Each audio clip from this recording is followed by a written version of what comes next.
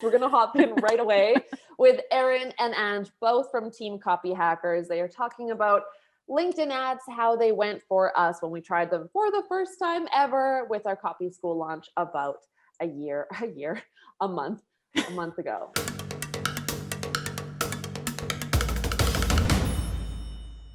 We are ready, Annnnd and Ann, for you to share your wisdom after Ann gets through the world's biggest jar of water. I think it's going to become my trademark now. It is. It's your thing now. All right, take it away. I will go on mute. Awesome. So welcome, everybody. Thanks for coming in here. We're doing a behind the scenes look at the LinkedIn ads. So just show you what we did, what worked, what didn't. And yeah, so hopefully you can apply that if you're thinking of tackling LinkedIn ads. Okay, so let's play. Which one do you think won, A or B? Can you chat your answer in the chat, please? Someone put 2 in there. Thanks, Naomi. Whole bunch of B's. Ooh, a lot of B's. A lot of B's. Interesting. Couple of A's. Okay. Awesome. Okay. Well, guess what? You're going to have to wait a bit. Open loop. Yeah, open loop. We're going to bring it on. We're going to come back to this later in the tutorial and we'll let you know, and we'll dive deeper to let you know why. Awesome. So we're in this tutorial, we're going to cover what was most successful on LinkedIn, what our LinkedIn rep told us that blew our minds. Our jaws were on the floor after that conversation. I'm sure yours will be too. And then we're going to cover 3 overall takeaways that we took from this, because as we know, when we try something, it's a learning experience, I should say. All right. So question time. What have you heard about LinkedIn ads? And again, please chat your answer in chat. A, they're amazing. B, reasonably priced. C, super expensive. D, way too complicated. Oh, the C's are out of control here. A couple D's and an A. Not a single B yet. No. Who's going to be the B?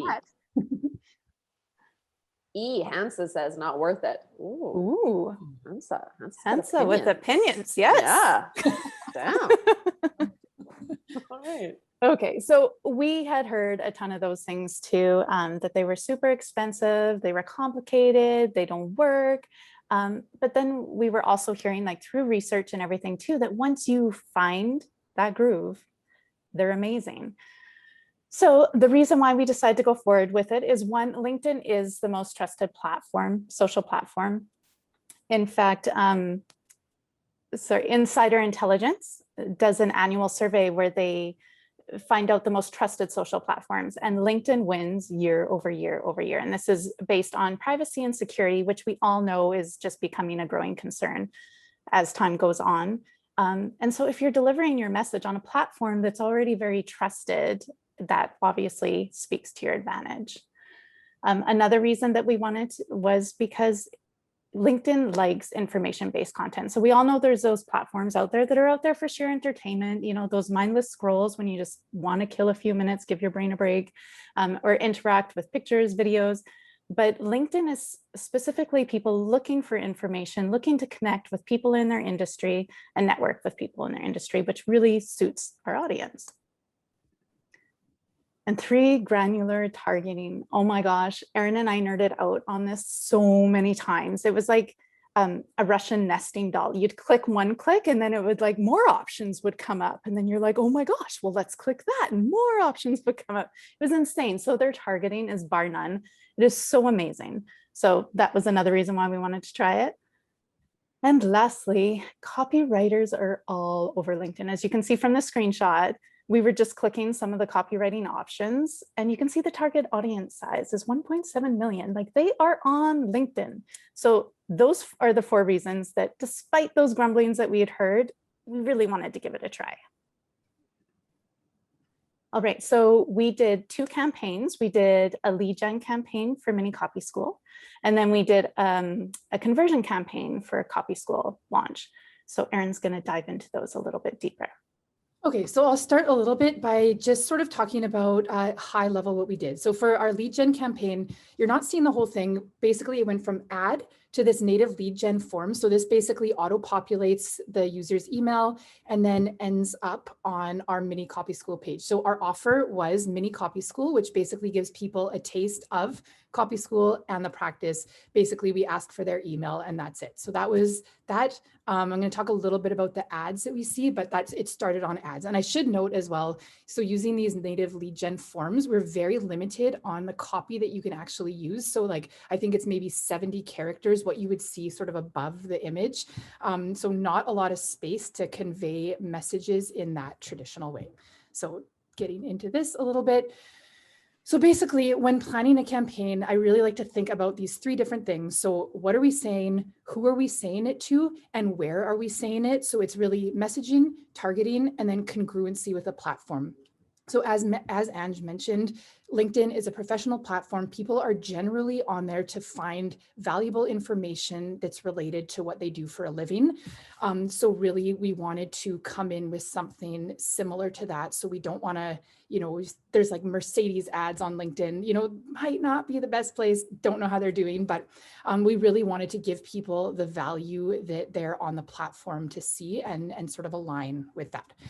So okay, this slide hopefully is sort of a preaching to the choir slide, but a big takeaway, if you take away anything from this presentation, absolutely test. So obviously you go into any campaign, or project really with information-based hypotheses, but really until so you might have an idea of what messages you want to convey, you might have an idea of the best way to convey it, but until you actually put that to the test, you don't know. And we saw a stark difference in our performance. So our best performer was 4 times cheaper than our worst performer. And had we just said, oh, we think this is going to work best, our experience on the platform could have been very different. So really the slide is just here. If you take away one thing, write it on your hand, test, always test, go in with a good basis of information and then test how to convey that information. And I'm going to get into that a little bit right now. Okay, so we asked you A or B. Well, it turns out the answer was A. A was the top performing ad for us. So few people said A. And that just proves the point of testing, right? So yeah. Bruno's life just got better. Bruno's life got even better because he guessed A. Okay.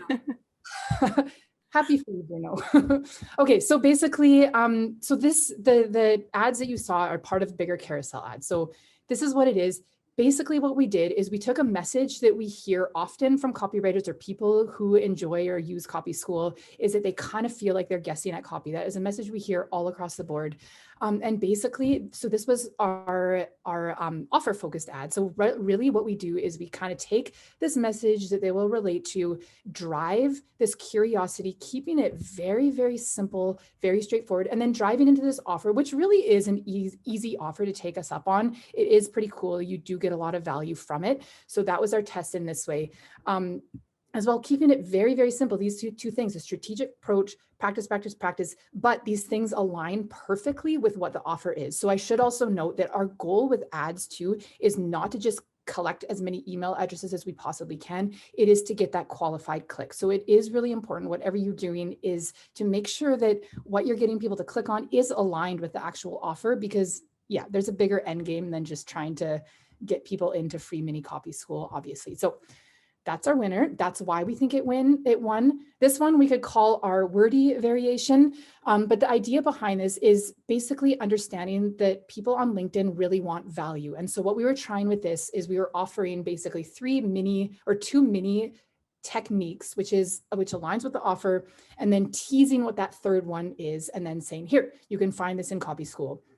I think what we learned from this is that people, this one takes a lot more than the previous one to absorb. Basically, you have to, lost it there. Basically, you have to be committed to reading that. Sorry, I lost the page. But anyway, it's a lot to read. We don't have time anyway, so we'll just move forward. Our video, so I just want to bring this up. Basically, you can't see it, but it followed a very simple problem agitation solution structure, but really more focused on the solution, because what we do understand is that people do want to have that more sort of outcome focused content on LinkedIn. So we weren't super focused on the problem, although that's what grasped the attention. And again, the problem that same, like, I'm guessing at what I need to do, which is something we hear a lot. But the thing I wanted to note about video is if you had a longer strategy, you can retarget people who watched part of your video, whereas you can't do that with carousel. If somebody sees your carousel, they're kind of just gone. If somebody watches your video, you can take that audience and retarget it. So depending on what your longer term strategy is, it might be worth, paying for maybe a bit more expensive of a lead in order to be able to retarget them later. So again, we did two small things on LinkedIn, but there are a lot of opportunities. But yeah, so those were the results of our creative. Just waiting for the slides to move at the speed of me. This is always the fun part. But I do think actually, as we wait for that to move, some chats regarding the A versus B thing. For one, A versus B, we didn't show you 6 versus 6, right? Like we showed you like a representative 100%. snippet from those ads. And that was really it. So just to be clear for everybody who was like, wait, that's what was going on. Tricked us. Yeah. Yes. Okay, so to go over the results of the lead gen campaign, as you can see here, our worst performer was 5 times cheaper than what leads normally cost on LinkedIn. And I'll get into that in a second. But our worst performer was still 5 times more expensive than what leads cost on Facebook. So this is a short story on perspective. So as soon as we finished our lead gen campaign, we were contacted by a LinkedIn ad rep that wanted to meet with us and go over our ads and see how they can help and how that goes. So when we went through, and she was like, she started the conversation with like, so how do you feel about the campaign you just ran? And Erin and I were kind of like, well, they turned out pretty expensive. And she was like, what? She's like, oh no, this is like 5 times cheaper than what they normally cost for a lead on LinkedIn. So Erin and I were like heads exploding. But we do recognize LinkedIn claims that the quality of leads that you get on LinkedIn are bar none better than any other. So it's still out there. We're still monitoring the leads that we captured during that campaign to see what happens from here on out. There's nothing screaming so far, but we recognize that we targeted a cold audience. And then we went immediately from our lead gen into our conversion campaign. So it may not have been enough time for these leads to get a cold lead to get comfortable with us before purchasing. So it's something that we're going to continue monitoring. Yeah, I would just kind of chime in there just quickly before we move on. Tanner mentioned here in chat that LinkedIn this is one of the Tanners, I do believe, because there was a whole thing last year. Best source of new names for lead gen. And then Nikki asked, is there any difference in quality between LinkedIn and Facebook leads? And so anybody we can share as we go what our thoughts on quality of leads from LinkedIn. But if you run LinkedIn ads, feel free to chat to everybody about like, do you find them to be quality leads that you get from LinkedIn versus Facebook? Like how are you guys doing it? Feel free to chat that in if you're curious and you want to know, or you do this and you want to share. Awesome. Thanks.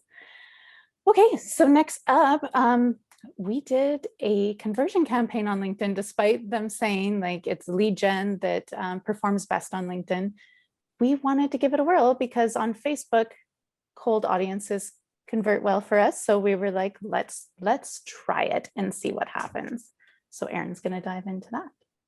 Okay, so I'm not going to get too deep into this, but I do want to share sort of the decisions that we made and what creatives worked, what we did and why.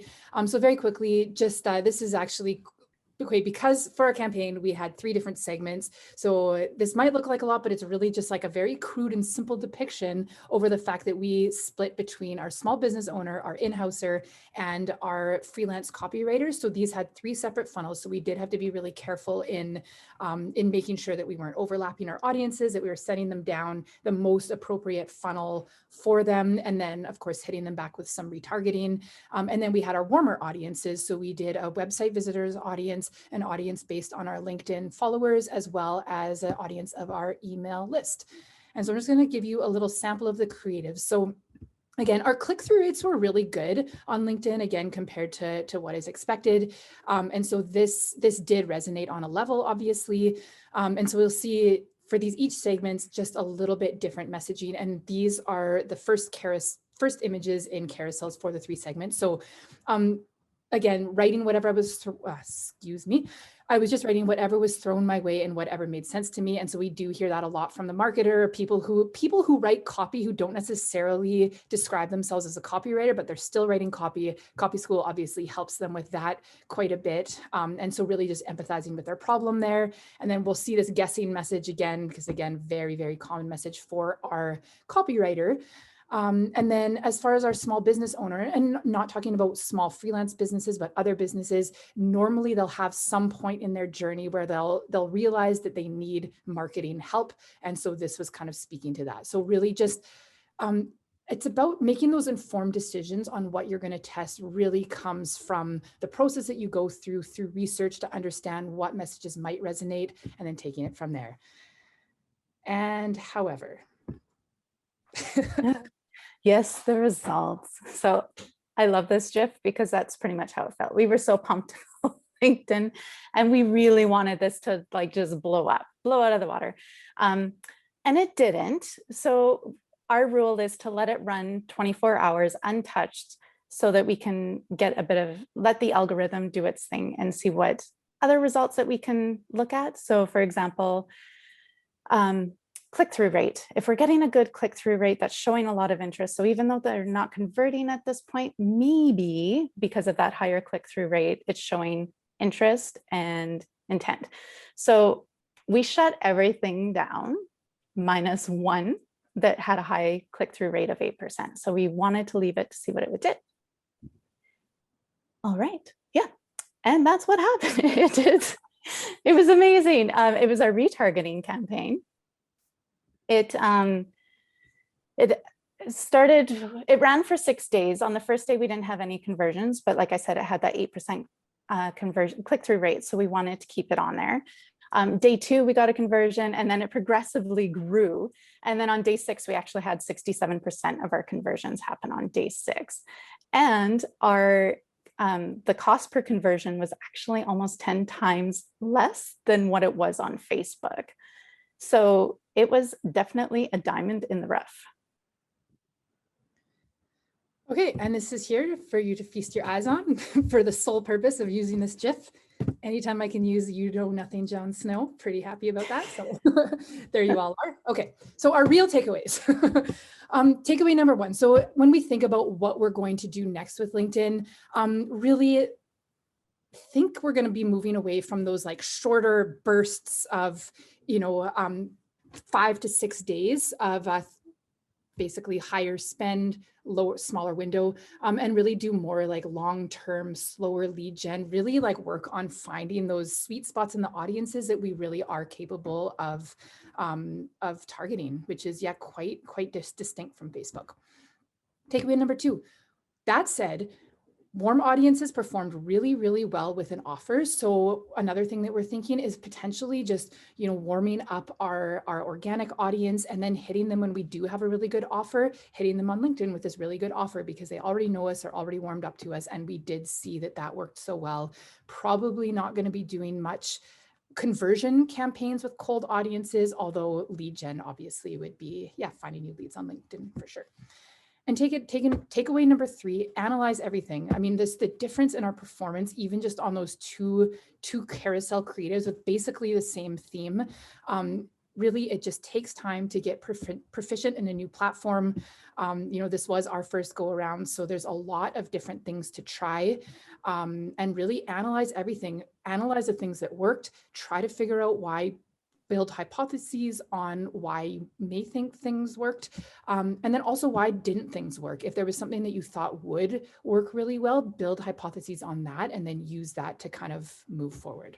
So that is about that. Stopping my share. Y'all, thank you so much for coming in and sharing this with us today.